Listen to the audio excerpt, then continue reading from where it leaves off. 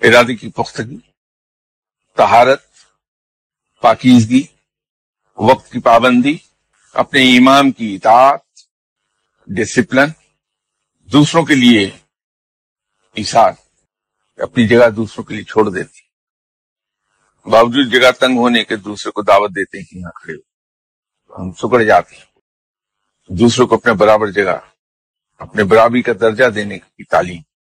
بڑے سے بڑا آدمی جب مسجد میں داخل ہوتا ہے تو حکم یہ ہے کہ صفیں پھلانگتے ہوئے سب سے آگے کی صف میں پہنچنے کی کوشش نہ کرو۔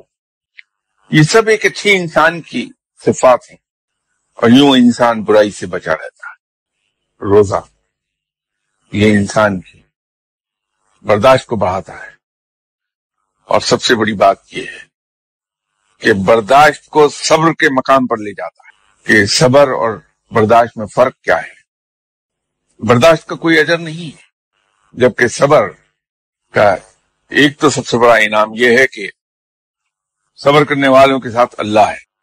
تو جس شخص کے ساتھ اللہ ہے اسے کسی اور چیز کی حاجت نہیں رہتی، اس کے لیے اللہ کافی ہے۔ برداشت میں انسان گرمبل کرتا ہے، اس کی زبان سے گلا شکوہ بیان ہوتا رہتا ہے، کیا مصیبت ہے۔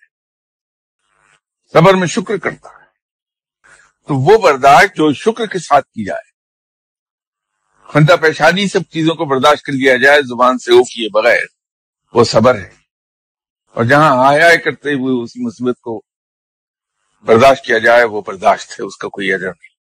تو یوں روزہ برداشت سے اٹھا کے انسان کو صبر کے مقام پر لے جاتا ہے، اور ایک چیز کا وعدہ ہے رب کا کہ شکر ادا کرنے والے پر نعمتیں بڑھا دی جاتی ہیں۔